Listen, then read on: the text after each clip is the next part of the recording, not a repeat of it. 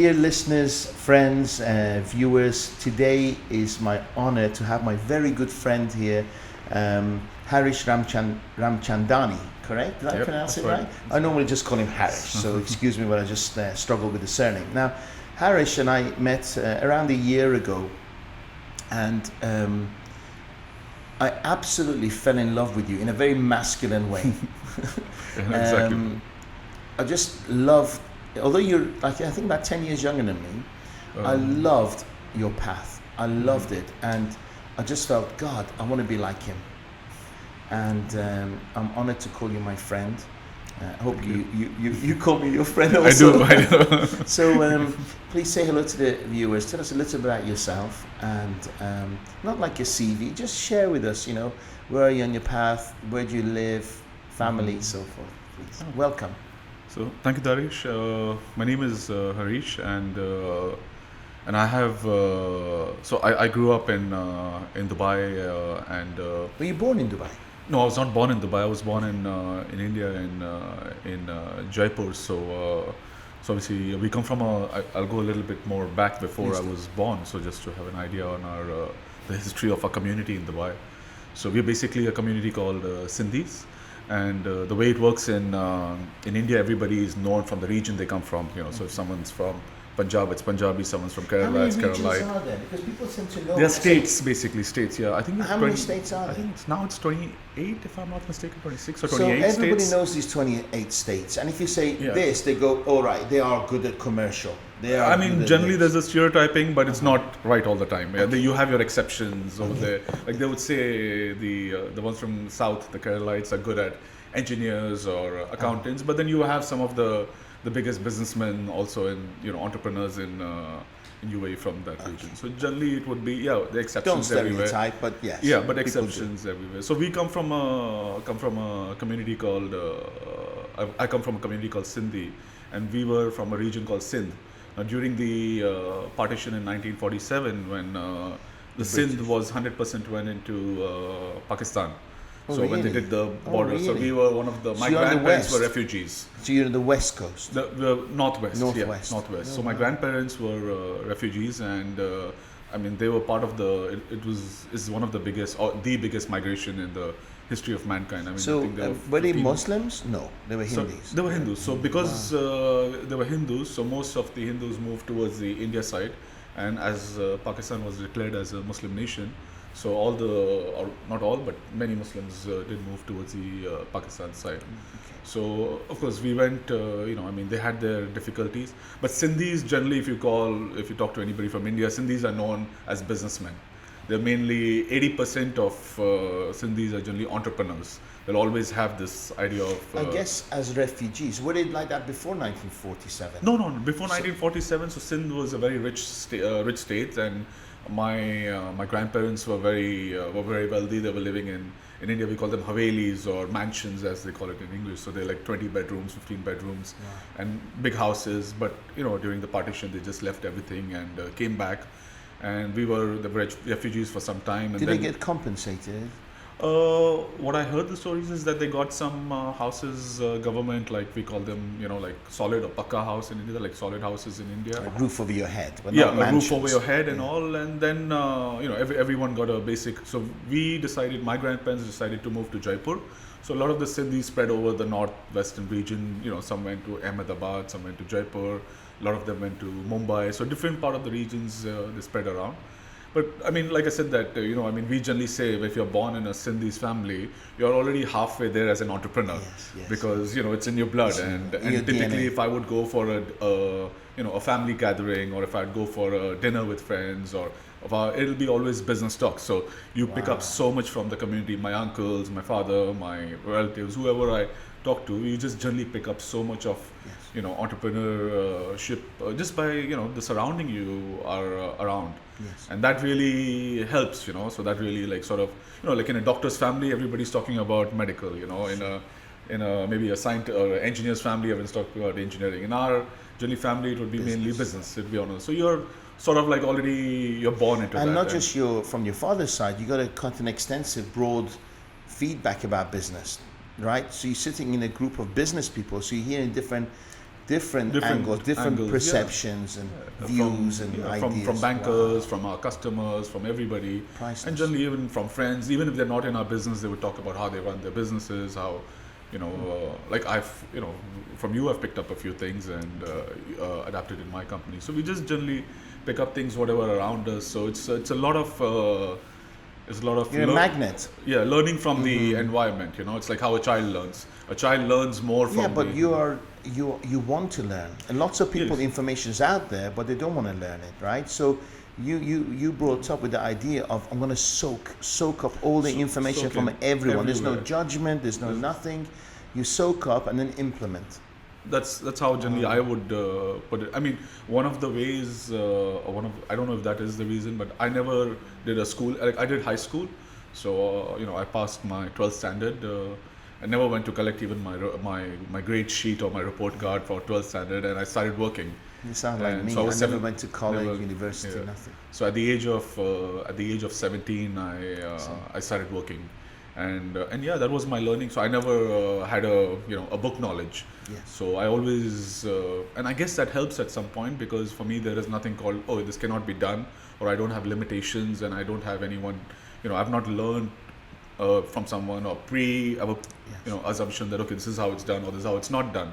I mean, I believe everything is possible in this world, so that is that's one of the things, the way we, or at least I look at life. When you up to 17, were you here or India still? No, I was here. So we moved. Yeah. So coming back to the original story. So as a Sindhis, because we are all entrepreneurs, so looking for opportunities all over the world. So in the 70s, my dad came here, and I think it was 72. He came here, and he was working for his brother, who at that time started had a few years of his company. And today, in our industry, it's one of the largest companies over here. And Is your uncle still with us? yeah, he's running the company. He's and running the still- company. wow. He's pretty much active, and he has it's a massive empire. And all his brothers have been quite successful at doing what they started. And so in the 70s he came. He was working for him for 14 years. Is your dad an engineer? So sorry. Is your dad an engineer? No, he was also not an engineer by education. He was wanted to get into medical, but then he did a little bit of commerce because he was coming here. And but when he came here, he was actually, his first job was like support, cleaning and supporting with the sales team. It was just right at the ground level. And then 14 years he worked with his brother, and then he started his own company in 1989. And then I joined him in 1997 when I finished my schooling. And Do you mind sharing with us what the not the name, if you want, welcome to share the name of the company, but what do you actually do in this business? Okay, so we what my dad did initially is we are into supplying engineering parts for industrial companies. So when I say industrial, means manufacturing industries, power plant, oil and gas, petrochemicals. So a lot of these industries, in order to manufacture or either to run a service or to run their operations or processes, they need machines, and these machines have certain parts. So what we do is we sell these parts. So it could be, and these parts are defined under pneumatic automation, pumps and seals, or power transmission items. So we have different kinds of parts, but everything is focused on that specific industry. Is all manufacturing and processes and all that. That's what we. Thank you sell for to. sharing. One thing I just picked up, we'll keep going back and forth if you don't mind. I'll go with the flow. One thing that I had challenges with the very last month is that I want to expand my sales department, and what we do is not rocket science, sales and marketing and online marketing services. And a couple of people that we hired, they were older, and they kept saying things like, I don't know this industry, I don't know this industry, I don't know. They kept saying it so much. After 4 weeks, they didn't make it because they weren't open to learning. Now, when I listen to you, and I'm like, oh my God, this is so specific. You have to be, and that's what my question was, is your dad an engineer? And you said he wasn't. And you're not educated, if you don't mind, like engineering education. So tell me about it. How do you become an expert in something that seems so complicated and so specific? So I'll give you a little bit history, and then I can come Sure. answer that question. So in 2005, I started my own company. So I left my dad's company and started my own because I had certain visions and all, and my dad had his own way of doing things. So we agreed that okay, let me give it a shot and do it my own way. And we did, and I wanted to do the larger projects, not just sell parts, and we did that. So I went into markets like Iran and Libya and Syria. Of course, in those days everything was open when I was doing it in 2007, 2008, and up to 2011 when the There were wars happened. still danger zones. They weren't. Not really, actually. It was just all media. I mean, I was there every month or 2 months. I was traveling to these regions, and the flights were going in, and it was very comfortable. Everything was normal. There was no issues, and I somehow felt that these places were way more safer than the Europe or the US because there was more control in these Yes. areas, and I felt very safe, and there was no problems at all. Wow. And I was very lucky to have good customers, good partners, good friends over there who I could work with, and I did I sold a drilling rig. I did projects where we overhauled or repair gas turbines. We did shutdown of I did projects where we did repair shutdowns of complete rotating equipment of refineries and everything. Wow. Now, obviously, I have no idea how a rig operates till today. I have no idea how a turbine works. I don't. So I'm more of like you said, I'm more of a sales guy, right? I know how to close, I know how to close a contract. I know how to talk to the person. I can understand the market and from a business perspective. But my weak side is the technical side. I'm not a technical guy, and I actually don't want to be a technical guy because I don't want to get so deep into that I lose what I'm good at. Yes. I'm good at I'm good at selling. I'm good at running a company.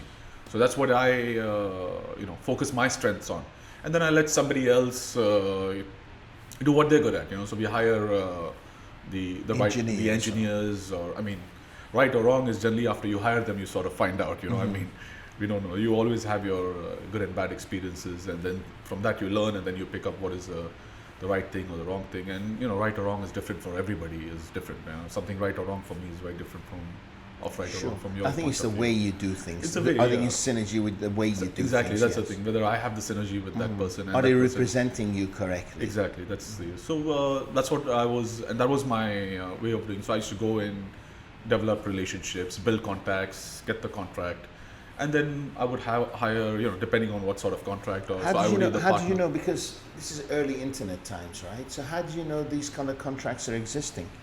How were you bidding for it? How did you know there was something going on in Libya and Iran and? So it was mainly, most of my business, I would say, is, I would call it, as we call it, word of mouth. So I would meet somebody, and someone would introduce me to someone, and that's how I did. I never really Marketed. did online. I have never, for these large projects till today, I have never done online marketing or send out emails. I have never done that over there. It was always somebody knew through someone, and And I guess in that industry, people move around and they talk and. exactly. So a lot of people, they move around, they talk. So they would move to another company, and because they have had if they have had a good experience with me, then they would call me. If not, then they don't. Yes. That's how it would work. Yeah. So, Wow. so So for how long were you by yourself without your outside your father's company? so technically, so how it worked is that 2005 I started my company, and I was married at that time. So I was married when I was in 2007. I had a son, and then at the age of 32 is when we decided to split and part in our own ways, and that was, I would say, that was my downfall. That's when, because I was not in my space personally, and during that time, so 32 means that was 2012, and in those days there was war going on in these regions. So literally within, I would say, 6 to 8 months, my business went to zero, almost zero, from nowhere. And I did some other projects. I tied up with a German company, and we did a small JV, which was successful. And Had you invested well, or suddenly you had nothing? Had you invested from 2005 to 2012, you were prospering. Yeah. Did you keep plowing it back in your business, or did you put some percentage aside so when the whole thing fell apart in 2012, you had something to fall back on? So from the Because you're very wise and mature. From the financial planning point of view, I never really. Yes, I did put in some money aside, but that was not really for the business. It was for personal. Like, so I had some personal investments that you put in. By the grace of God, I was making much more than what I needed. So what I would spend also. So obviously, then you put in these. You put in the personal savings and everything, and. Of course, you know how it is when you split. I don't know if you know, but when you split, can be costly. It is. It's not about. It's not about finance. It's about well, you have to. Somebody. If you've taken a responsibility of someone, you have to. Or you should at least complete it till a certain point. Because that person has been depending on you for a big part of their life. And I guess they played their part, because if they're looking after your children, they're freeing you to look after the business, right? So one of the ways I look at this, and I would say that is when I got married, I was working for my dad, and then with the support of my wife at the time, and she was supporting me, and one of the very strong pillars of my life, and with her support and moral support, I started my own company, and we were doing very well, so I was making more. And then when my son came, it just sort of like I don't know, maybe quadrupled, and it just the graph line just shot up over there. And in a positive way. In a positive, from the financial point of view, Oh, the businesses, yes, the wealth started to grow, and then at 32, when I split, it started to come down, and I had this discussion with some of my friends, is that, oh, you should keep this, or typically, like, by the grace of God, my ex-wife is one of my best friends. I still talk to her, and I have a great relationship. I have a great relationship with my son. And I had some friends, or, typically I would say, okay, you should consult a lawyer. And I said, no, because when I got married, I didn't have much. I was, I had a small salary, my dad. Then when I got married, then I had some more. When my son came, I had much more. So I was like, that was never mine. Right? It's part of your maturity. She was part of it to make you mature and man up, right? So the way I would look at it is, okay, I'm a strong believer in destiny. So I said it was their destiny, right? They brought in that with their existence into my life. And if I have done something, doesn't mean that it is, or whatever I could from my capacity. And so it is always theirs. I was only enjoying their destiny. It was not that it was, that I was just enjoying the lifestyle, which fruits of their energy or being. There are, I'm sure, I know that many people have worked much more harder than me, and they've done much more, but they were not, as successful, or some of them have been way more successful, than me. And it's all, there's so much we can do. Because in our hand is the actions we take, the task we do. So I did what I knew at that point. I did the best action I could. So someone else does the best, the best action they know.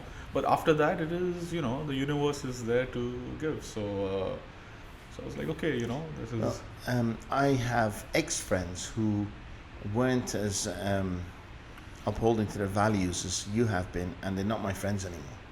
Because I think if somebody can't take care of their ex, or somebody can't take care of their children, how can they be good friends?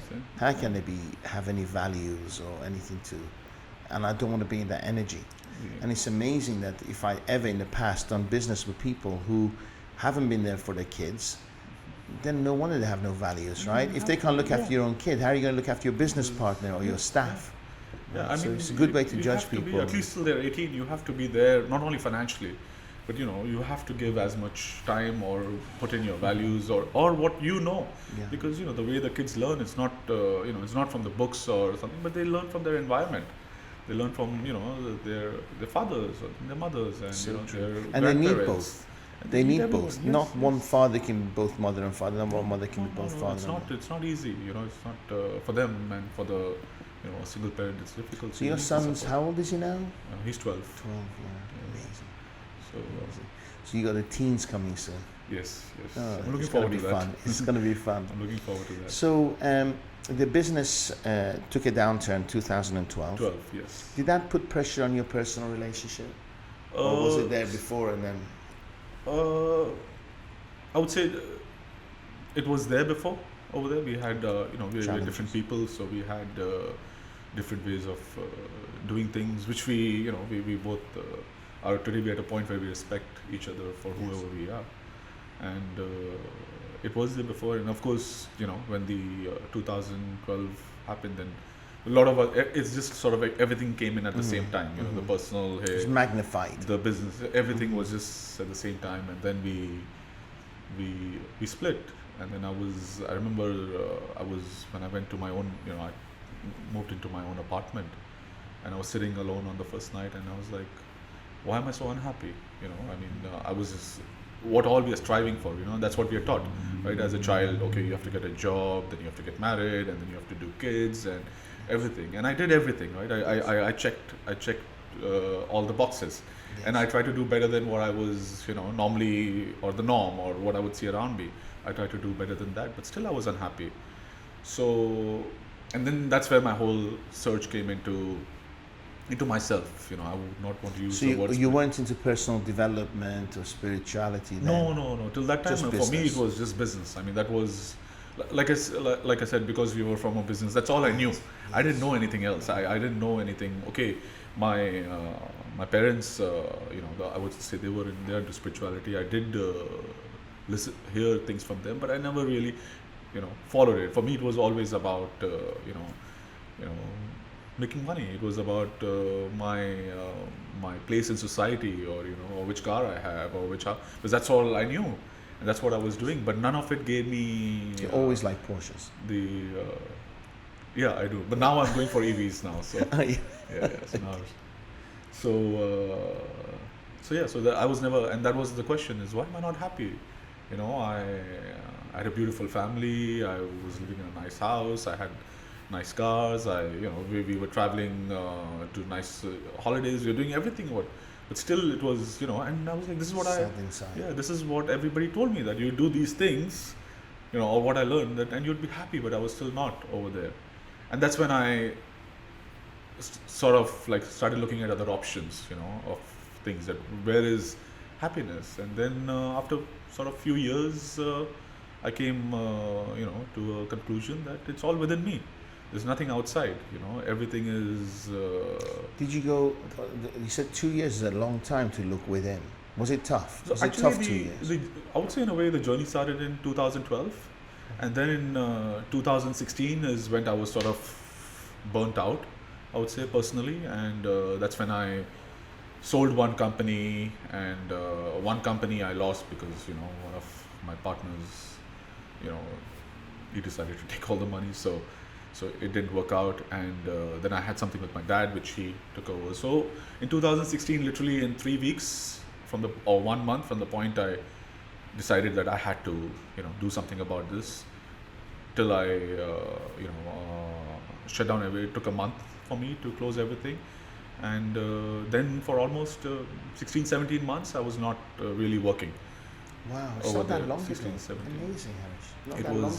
It was just completely, and those 16 months were the best 16 months, one of the best 16 months of my life. Oh. Do you mind us talking about those 16 months and what fun you had? No, it was spiritual amazing. Journey. And yeah. So I remember it started like in, it was May, and I went to Mumbai, and I didn't know what to do. I just went to Mumbai, that's it, and said, okay, we'll see, we'll start from India and see what happens. And at that moment, I just went there, and then I went for a road trip in a car with a friend of mine, and we went to this place called Pondicherry, and then we went to Bangalore, and then we came back, and we were having drinks in his house, and he was showing me his motorbike, and then he asked me, oh, do you know how to ride a bike? I said, yeah, I know how to ride a bicycle, and I've ridden a motorbike 10 years back in Goa, in the city area or small areas, or how would you ride in Thailand, the scooties. Yes. So I've done that, The mopeds. Yeah, but that was a Harley Davidson he was having, and he's like, he's like, I'll teach you, and half an hour, he sat with me, we rode around, he took me, and So, and then I took the bike next day morning and I left. His bike. His bike. I left and I went, where did I go? I went all the way to, that trip I went all the way to Jaipur, which is about, I think from Mumbai to Jaipur is 1200 kilometers. Wow. And that was the first time in my life. Did you tell him you were taking his bike, or you just? Oh yeah, I told him. I was of I'm course. just kidding. Yeah, I told him let me take it to my home and see it, and then. And he was okay with it, taking a Harley Davidson. Yeah. He's pretty cool, and he was okay with it. You didn't feel you had to pay him for anything? No, nothing. He's a very good friend. Wow. So and then after 2 weeks, I come back and I give him his bike and I say, that's it. Here, take it.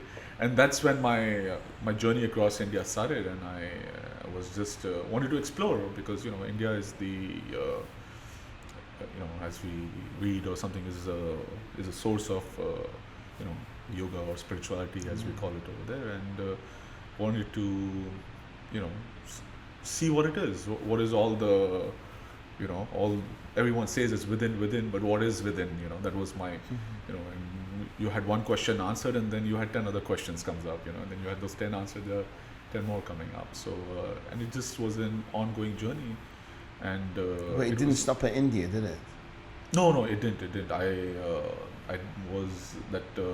So I was a few months in India, off and on. I would travel in and out of India, and then I went to Maldives for scuba diving for some time with a friend, and then I did Thailand for some time. I was scuba diving and traveling around Thailand. I went to Northern Europe, Finland, Sweden, Norway, Nordic area. But I had never been there. So, and again in Finland, most of it was backpacking.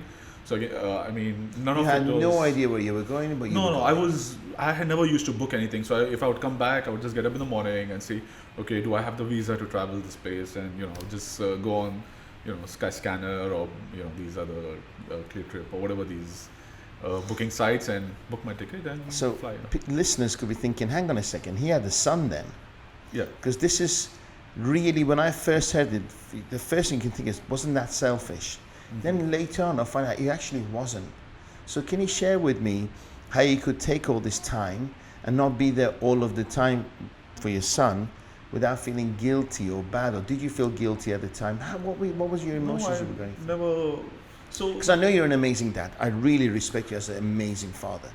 So tell me what was going through your mind at the time. So actually, so when since my son was born, during my working, the days when we were together, I was traveling, and most of the time anyways, for work. So I think from 2007 to 2011 or 12 till this happened, on an average I would travel 6 to 8 months. I would be outside Dubai. Yes. Different business trips and all that, and I was. So we had so he was like not used to seeing me every day and being every day. So that was, and it didn't change at least for me, it didn't change our, relationship or the love, for each other. And so this was when I was traveling. I would come back, and of course I would meet him. I would spend time with him and tell him about my trips, share my stories with him, and.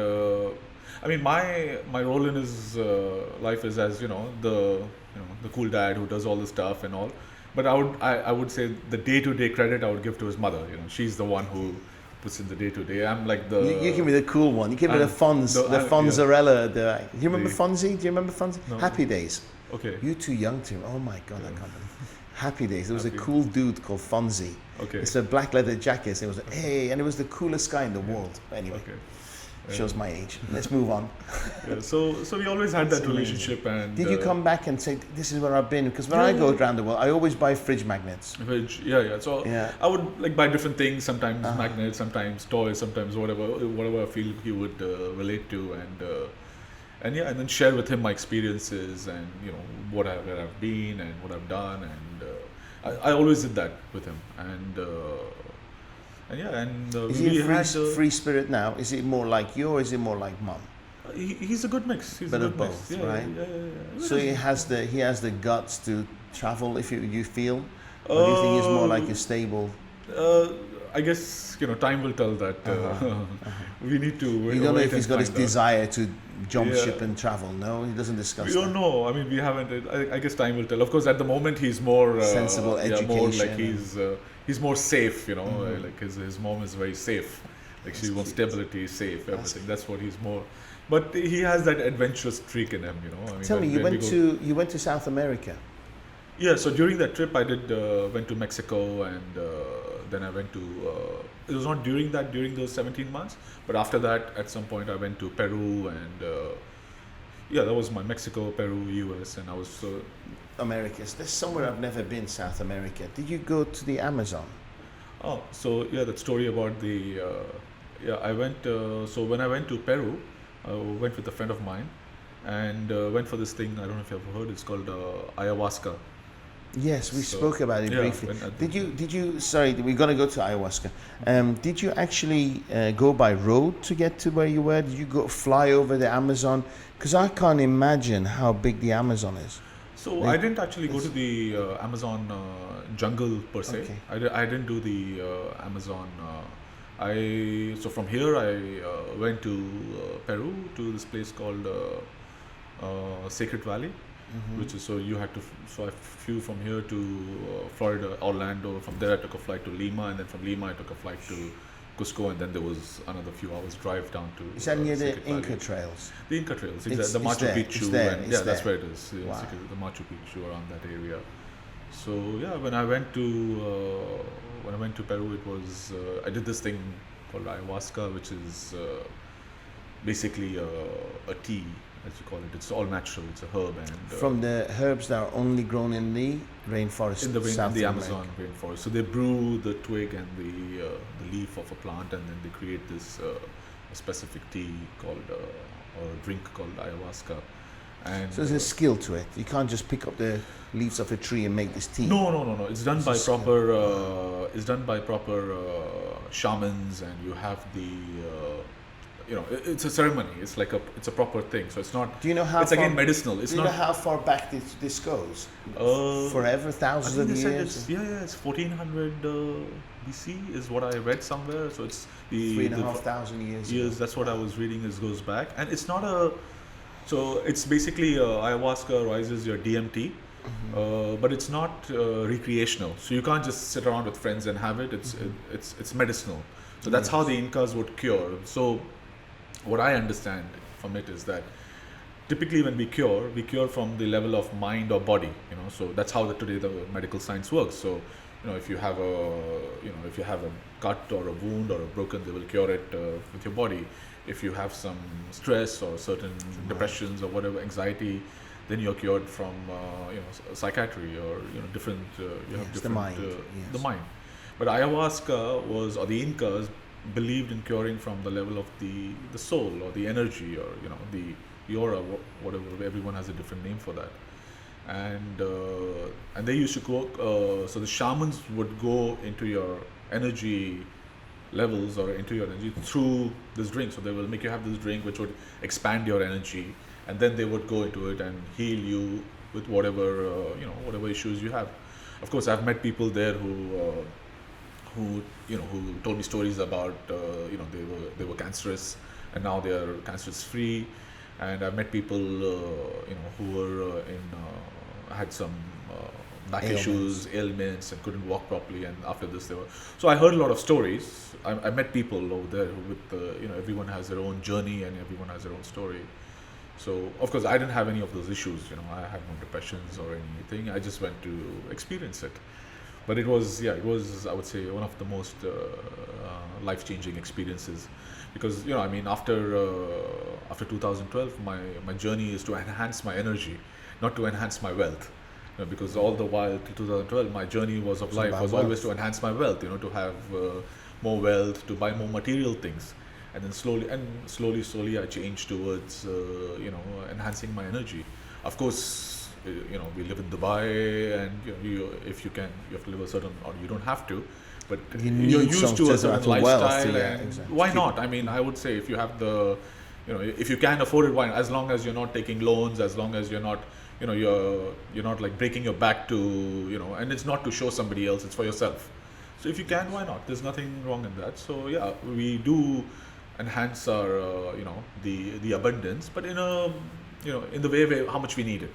Yes. So, but most of my journey is about enhancing myself, Spiritual my self. spiritual So self. My how long energy. how long were you in South America? For 2.5 weeks, about 2.5 weeks. And no regrets. You loved it. Yes. Oh no. So yeah, so for this journey was one of, I mean, when I did my ayahuasca session, so I had a lot of, I saw my own death, and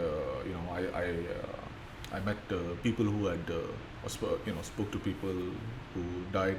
Of course, medical science says it's hallucination, but I always tell everyone, you do it and then you tell me what's the difference, right? Because for me, I read about it and said it's hallucinations. I'm like, okay, fine. But my big question after doing that session was, what is real? Is this hallucination? Yeah. Or is that hallucination? Yes. Because it felt so real that it's just unbelievable, And then. So do you have a fear of death before, or now do you have a fear of death, or what? So do you I think? had, of course, like everyone else, I had the fear of death, but now I think it's beautiful. It's in fact, last week I was talking to this friend of mine and we were talking about death, and I said, actually, it's one of the most, death is beautiful. It's one of the most beautiful things. It's like, if I give you a nice meal, and I tell you, okay, you have this meal, one meal once a week, and that's it. That's your meal, and every week you get a new meal.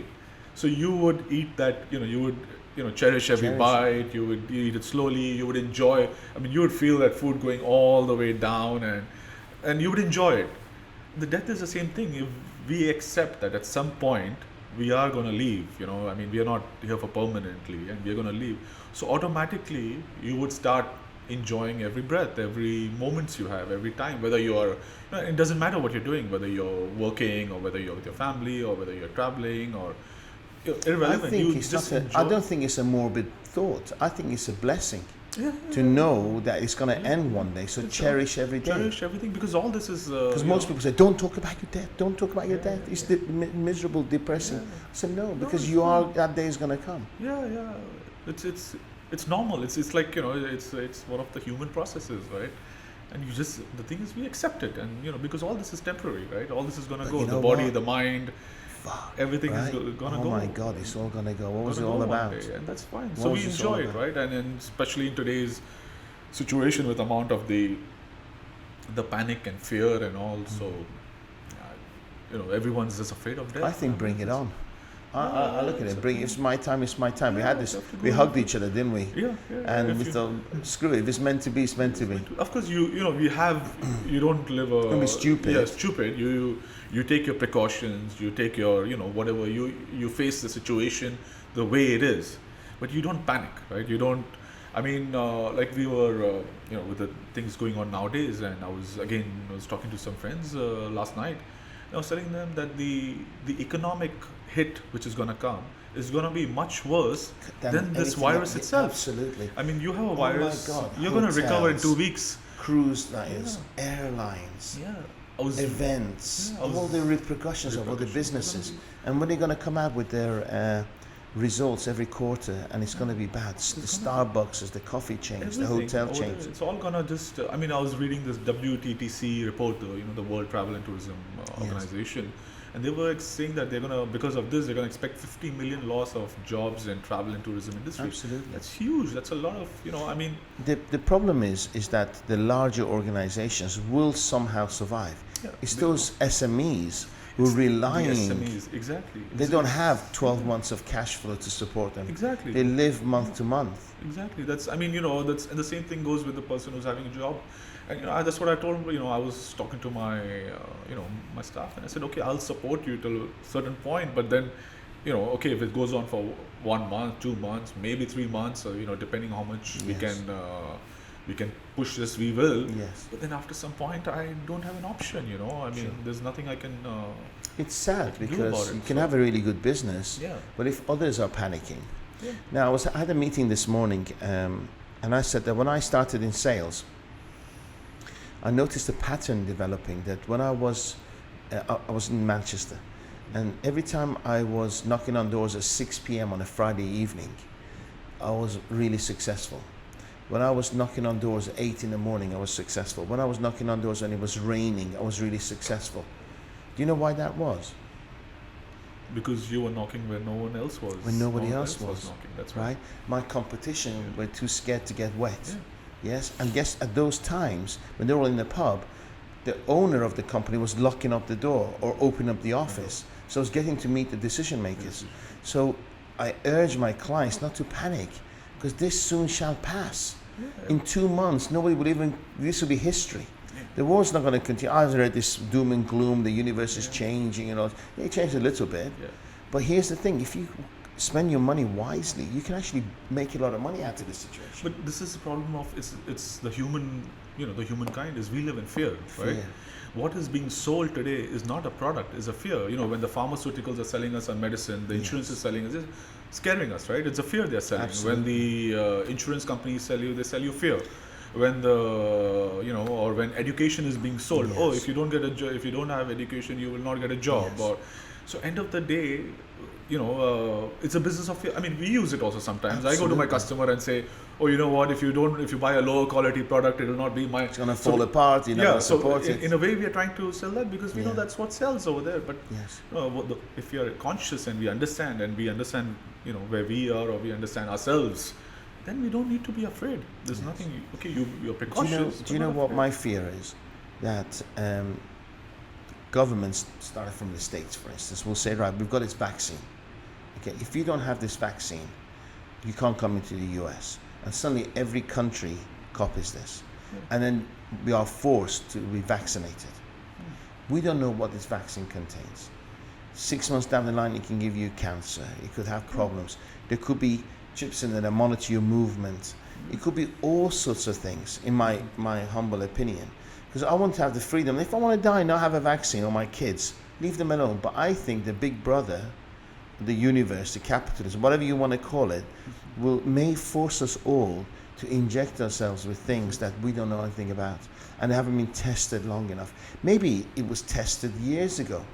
Maybe they're just waiting for the pain to be more before they launch it and make trillions of dollars and have us injected with it.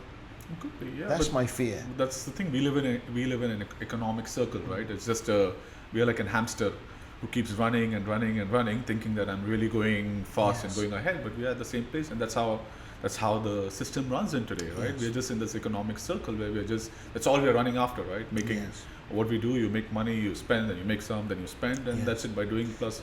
What I'm thinking is that we are, like you said, we're a hamster in the whole big wheel of things, yes? But because I care about my kids, and I don't want them to be injected with stuff that because the masses get injected with, where, maybe the super rich get injected. So, we're having an injection, look, but it could be vitamin C. Right, but we get also things injected into us. But you have a choice, right? I mean, you don't do it. I mean, what there if are the government say you have to, otherwise you can't travel, you'll be kicked out of the country, your income will. That's my fear. That's again a choice you make, whether I do listen to the government or I compromise on my situation or income or not travel. That's also a choice we have at that point. But it depends. I mean, life is always about choices. Let's just hope we don't get that. But you know what amazes me is I was looking at the stats. Now today is March the 16th, right? So we're only like 2 months into this epidemic. 2 weeks. 2 months. 2 months? It started at the beginning of February. Yes, 6 weeks. 6 weeks. Yes, I remember I was traveling end of January and everybody was starting to wear those masks 6 and all weeks. that. And the probability of one of us catching this is 0.401%. Yes, right? yes. 0.00001%. And if you and I get it, because we don't fall within over the 70-year-olds, we got a 95 to 98% chance of surviving. But then suddenly the wife of the president or prime minister of Canada gets it, or Tom Hanks gets it, or the president of Brazil gets it, or the minister of health in the UK gets it. Now, if it happened once, you think, okay, but what are the chances of these key people around the world? We get mass publicity getting it. I mean, they're just like any other one, right? I mean, they're like those 130,000 people who have got it. The only difference is they have a different role. What if it's planted? Or they, I don't know. I don't think what too if much about the chances are too much? Think about it. What if there's like agents around the world going, dropping their tea, dropping their coffee, because the chances are so rare. No, it could be, but the thing is that for me it doesn't matter, right? Because end of the day, what is important is this. not what's around there for me. What's happening to Tom Well, Hanks. you're a leader. You're a leader, but the masses are emptying the shelves of toilet paper. Yeah, but I don't understand what toilet paper got to do with disinfectant, right? But then that's what's happening. There's people selling disinfectant at 10 times the retail price because there's so much demand for it. It is what it is, right? We just the accept fear it. factor. See, the reality of life is the only thing we control is our actions, right? The only thing I can control is me getting up in the morning. You know, if I want to do, I can do meditations. If I want a fit body, I can go to the gym. Or the action I can control. That's 100% in my control. What I can do. Other than that, I don't control.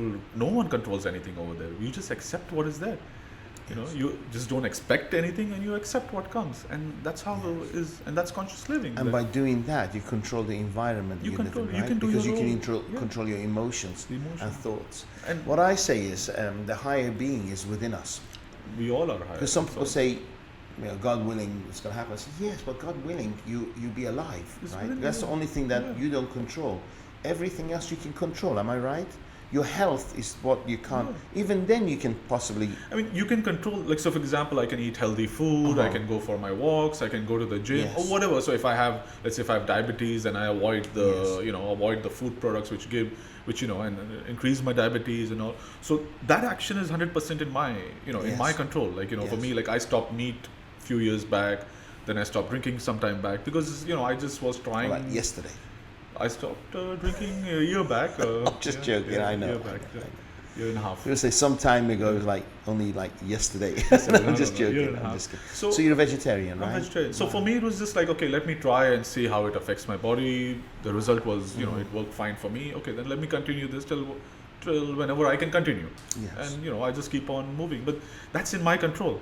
I can stop eating something or I can eat. It's whether it's on end of the day, it's only for the taste of the tongue. So whether I let my tongue control. After that, it doesn't really. It doesn't.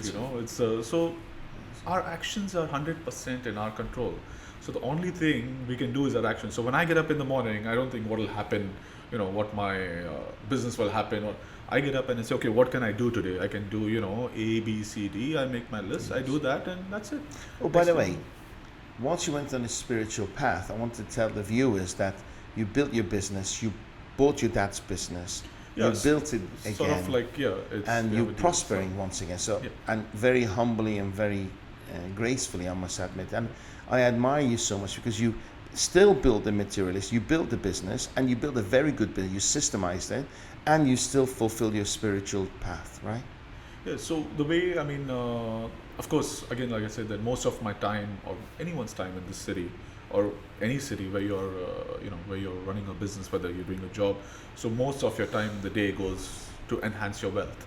Yes. Right? It doesn't matter what you're doing, whether you're doing a job, it's enhancing your material surrounding or the basic needs, right? I believe, or I like to say, we all are way above our basic needs. The basic needs of, a roof, a cloth, and a food. That's easy, right? That's provided. The universe gives you anyways. So we all are working for much more than our basic needs. So most of the time here goes to enhance the material. Then enhance the. So at some point, I hope, and this is my direction. I don't make plans over there. I keep a direction, and I let the universe decide whether it happens for me. But my direction is that at some point I want to, once my son goes to his university, I want to sell my company or have someone run it where I don't want to be involved in it anymore.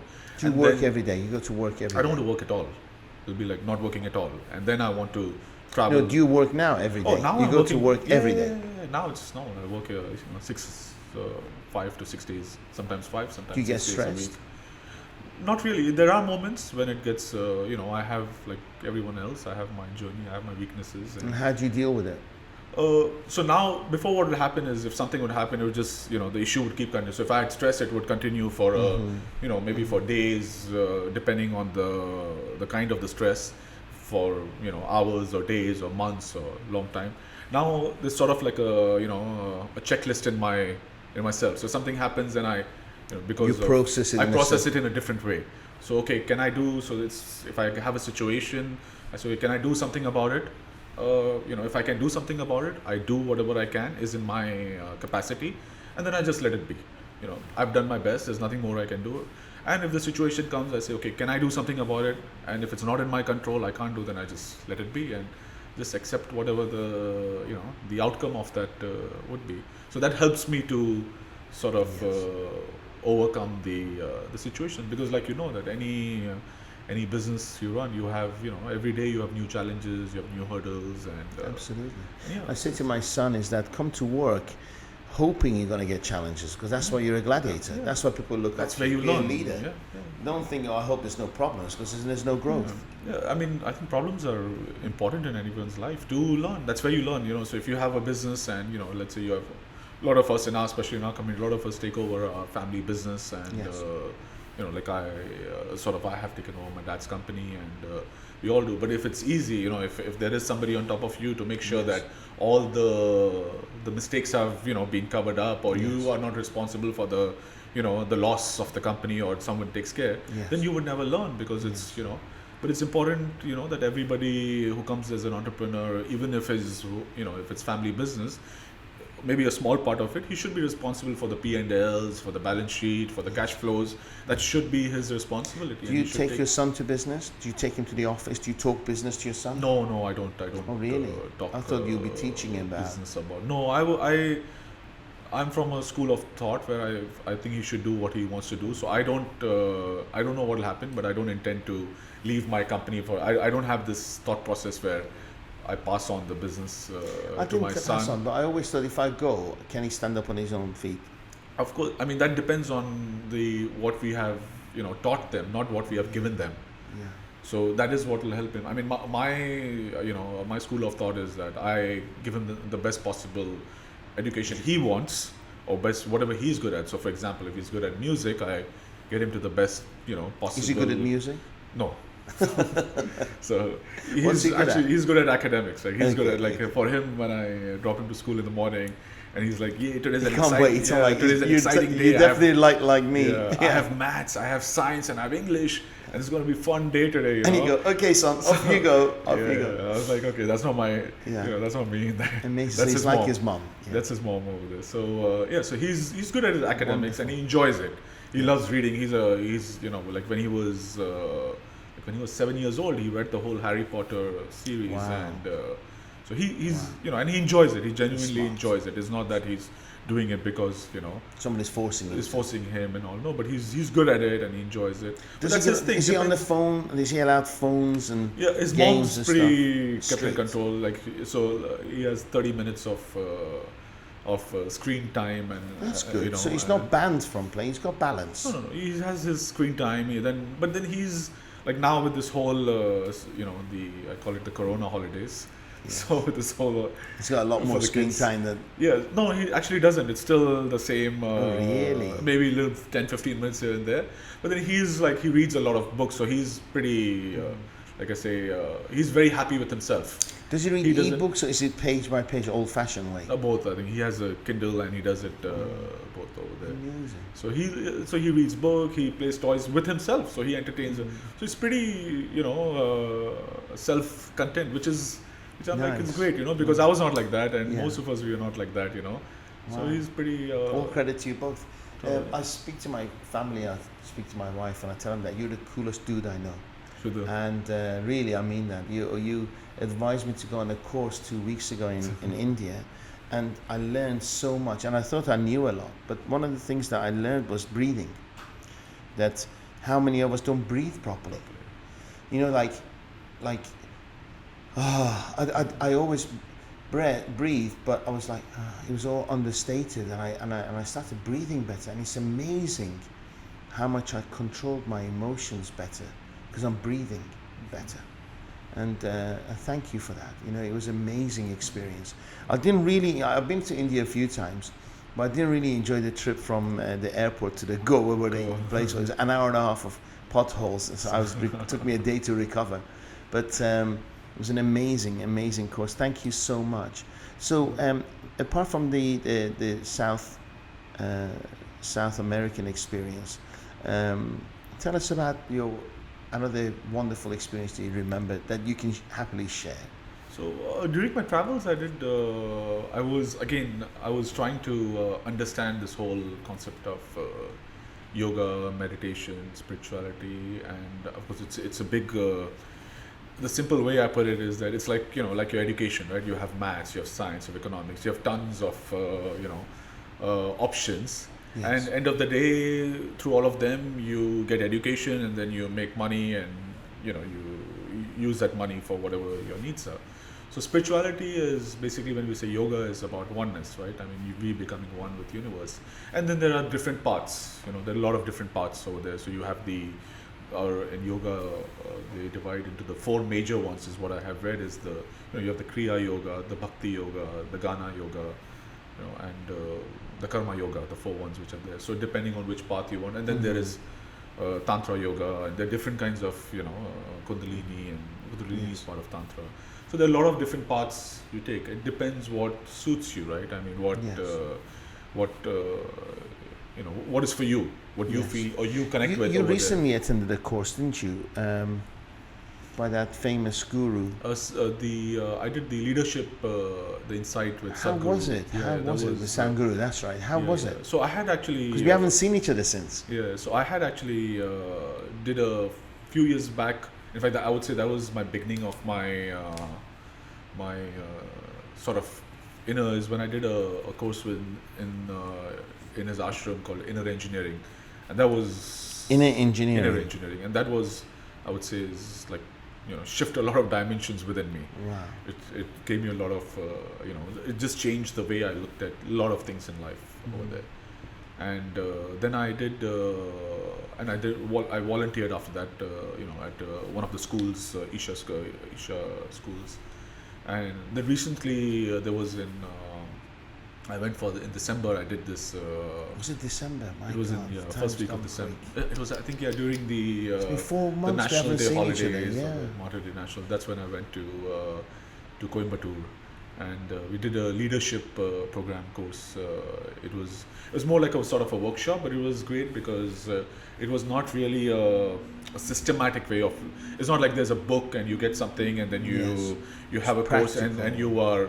It's like and then you are made to do that. It's about you picking up from the experiences of the people who are there. So, I mean, you had and a lot of the Sadhguru's followers are, we say, the big corporate worlds of India, and he has a lot of the. So you had the the leaders there. The leaders there. There was. Was he there? Was he there? Yeah, he was there for 2 days. He was there for a couple of hours for the time, and he was my main reason to go was to to be in his presence and listen to him, and because I've one of. You've never met him before. I've never met him. I went for his events when he was in Dubai, and once in India I did when I was volunteering. How many people turn up in Dubai to see him? Thousands? Or? Dubai, I think they had, I'm not sure, a few thousand people they had which comes, and generally it's one of those events which is booked, so he's quite famous that way. Oh, he's a very good orator. YouTube now, that's gone crazy. Millions of people watch his but he book. has about 9 million volunteers worldwide.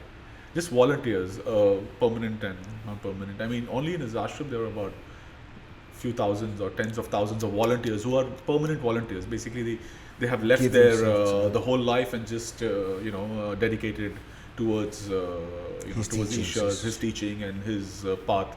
And you have volunteers from there was one of the guys used to be the director of Unilever, and then you have people. I've met people who were working in the Baba Atomic, or the NASA, or you had the top leaders, and these guys have, you're talking about people who have 50,000 people working for them, done turnovers of billions and billions of dollars, and are there, and people like Ratan Tata, or you have. They were there. I mean, he was not there. They are part of the movement. Yes. He was part, and he was there in one of the other, the same program Insight when I went for. He was there 4 years back. But even in this one, I mean, you had the CEO of Make My Trip, and we had the economic advisor of India, a gentleman called Sanjeev Sanyal, and then you had the NASA's Indian version of NASA's. It's called ISRO's director there. And everyone had a story, right? Everyone was speaking from the experience, and that's how we were learning, is because all the speakers there was no were script. There. Yeah, it was their experiences. It was just their experience, and people who were running the family businesses from a young girl in her mid-20s who started this, a startup, and now it's one of the most, successful startups in her, and what was her story, her struggle. And even on the table you sit over there and you have different kinds of people from different walks of life, and you just learn from, and that's the way of learning. And for me that was perfect, because that's how I have always learned my whole life. It's always about asking questions. Like my dad always said, there is no stupid questions, over there. Ask them. So just ask them, and okay, even if I ask them, maybe I will be in front of that guy. I'm going to write that one down. Yeah. Like if I ask them, maybe in front of that one person I might be, down, or he might think, but I have learned something which I can, use for the rest of my life, and that's how I always learned. It's by asking questions. Just keep on asking, because I never have a concept that it's anything is, there's nothing called stupid questions. You just learn. You learn from everything around you. This leads me. We've actually been an hour and 10 minutes. Can you believe it? Oh wow! It's gone quick, right? I told you it goes quick. Asking questions is beautiful. There's no stupid questions. We have lots of young viewers, people who are students who want to become entrepreneurs. We have people who want positive change and abundance in their lives. Can you give them 3 messages or guidance that you could just pick up and then just share with us, where you think somebody can feel they're successful or they achieve something in life, happiness, whatever you think? Couple of things I'll say is, firstly is have your own definition of success. So success doesn't need to be material. Like typically when I say, oh, this man is successful or this woman is successful, it's based on your parameters. Yeah, I mean, generally if you would say that in anything, the first thing comes to everyone's mind is, oh, this person has achieved material success. But everyone needs to define their own success. Success could be, okay, if I'm an artist, I've made a good painting, or you have to have your own definition of success. Don't listen to the success of the world, or it could be even your school or your peers or your family. Some stupid Instagram account for someone. I'm not even talking about Instagram. I'm talking about even your family, for some that matter. It could be on your own, or your friends or your family. I mean, define your own success. What is success for you? What makes you happy? What drives you into doing something? I mean, and it could be material. I'm not saying it doesn't have to be. It could be that, or it could be something which is. And it could be contributing, it could be giving, it could be helping, it could be anything. Like educating. You want to just leave, you want to travel backpack around the world, or you want to go and volunteer in in India, in Africa, in Asia, wherever it's you're needed. So define your own success. Define what it means. Be clear with your own thoughts of what success is. And whatever you do, and I tell this to my son also many times, is the most important person in your life is you. It's not me, not your mom, not any. The most important person in your life is you, and put yourself or your happiness before everyone's need, not in a selfish way. So the way I put it is like, if you're happy, so in a day when you're happy, everyone around you happy, because you're giving out a positive energy, or you're giving out an energy of happiness. So automatically everything around you changes. But then if I say, oh, you know what, I need to sacrifice this, or I need to do this, and then I did this, and then later on in your mind it's always, oh, I did this for him and I did this for him. I said, no, don't blame anyone, don't hold anyone, just do it for you. If you are happy and you're successful in whatever your success is, it's not being selfish, it's actually being giving, because your cup's full and it's radiating to everyone. And amazing. You have to be like a candle, right? A candle has its own light. Then if you have your own light, then only you're able to give light. So if you have your own happiness, then only you're able to give happiness. So it's very important that to do what you want to do. Put yourself or your happiness above everything else. Don't, not in a negative way, like don't have to be humanity, right? I'm not religious, and I say humanity is the biggest. You have to have your ethics, you have to have your the values, or just don't do what you wouldn't want someone to do to you. Yes. If you don't want someone to hurt you, or don't hurt anybody. Don't hurt that. Look at yourself in that person. If you don't want to be lied to, don't lie. No, that's an easy checklist, right? That's an easy way to keep. But make sure you put yourself first. Put yourself first, because you have to be. You are the the most important person in your life. Yeah. Beautifully put. It's amazing how many people love by. They give to get back. Because their cups are empty. I was talking, one of my friends and a person I knew, she's a psychologist over there, and she was saying one of the most, the way like there was some tests or something, and then in giving, most people got happiness is in giving than taking. Yes. Over there, so which is, and of course you can give when you have, right? So focus on So having. don't be empty and keep giving. Yeah. Focus And the third I would say is, one of the things is, not only in youngsters but anyone, is not to put identity to everything. Remove the whole concept of identity, because don't label things. Don't label things, don't stereotype things, don't identify things. I mean, you'd be surprised that, generally you'd say, okay, this, and we label everything, right? Human being for that, with gender, with race. I was just about to say, color, this course I went to, I was saying woman, man, and after the course, it was they're all beings. I love that. Don't identify with anything over there. Just, it's, go beyond, don't label. I mean, just go experience things over there. Don't say, okay, if I, like I've had, some friends are, I'm a single girl, how can I travel alone? Mm-hmm. I mean, most of the travelers are single girls over there, and it's, the world is safe, it's all fine, there's nothing wrong. I never had any issues in my, traveling times, or, you trust the world and it gives you back. And it's, don't identify anything, whether it's at work or whether it's the moment you label it, it's hard to change it.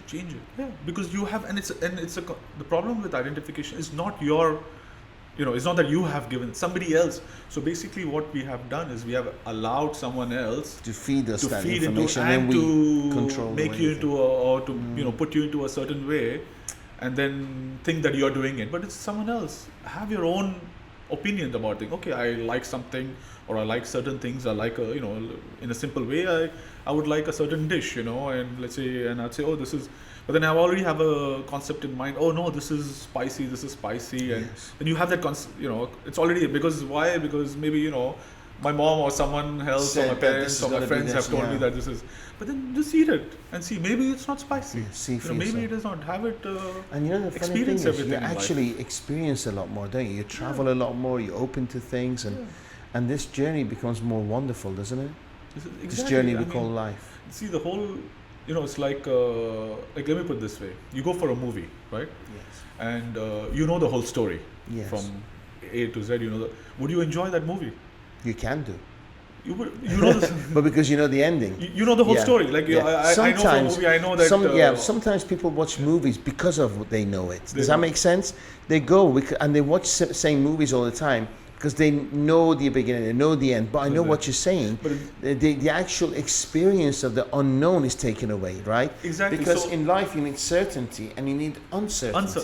Uncertainty is the most beautiful thing. Because you have too much certainty, it's freaking boring. Yeah. There's no growth, there's no experience. So what I was trying to say is that if you compare to a movie where there's a suspense, all of a sudden you don't know what happens. Something happens where, wow, I didn't expect this. And then you walk out of the cinema and you say, wow, that was an amazing movie. Then compared to a movie, so life is exactly the same. If there's stability, if I know, okay, tomorrow morning I get up, I have to go to work and I have to, let's say, if I'm engineer, I have to make these drawings, or in our job, which is sales, I have to, send so many quotations, and then I have to call this customer. And so it's just, the same old thing every day. Then you don't enjoy it. But you try to put something, try to go with uncertainty, look at things in a different way and say, okay, let me take this risk, take the chances, and let me, what'll happen? You'll fall down, that's okay. You'll get up and then you move on again. That's how it happens. And then but what you learn from that experience is nobody can ever teach you. No book can teach you, no university can teach you. No ego, no fear, nothing. Nothing can. Your own experience is your best teacher. That's what is one of the best teachers. Of course, like my grandmother used to say, is that there are two ways of learning. Looking at someone else falling and you falling. Yes. Try to look at someone else fall before, so that at least you don't. It's less painful. Yeah, you don't fall as deep, because sometimes you fall. So you have to be smart. Again, you have to be intelligent. Careful. Exactly. You have to take, based on your knowledge, you have to take, but then take the risks. Just go into the unknown, and unknown is beautiful. Is there one final question? I know that your ultimate goal is to sell the business, more spiritual path, and you don't have to work all the time. Is there any place on this planet that you haven't seen that you'd like to see on your journey? Oh, there's so many. I mean, Give me your there are top one. 198 countries. I've only been to 60 so far, so there's still. Where is it on the 100 where? Which, if you could just wave a magic wand and you were there right now, where would that be? Oh, India. Although you've been before. Yeah. For me, my heart's there. I mean, I feel some sort of like, it's Spiritual not connection. because I'm Indian, but I mean, I'm not talking about being in Mumbai or Delhi. No, I but thought I'm you talking might say, about- I want to see the Northern Lights, or I want to go on like, see there the are- whales. I still or- want to experience, yeah, but my heart is still there. Finally, Wow. I hope that when I do die, I die in India. But but there are a lot of things I want to do. I want to take a motorbike and ride across Africa. I want to take a bike and ride across South America.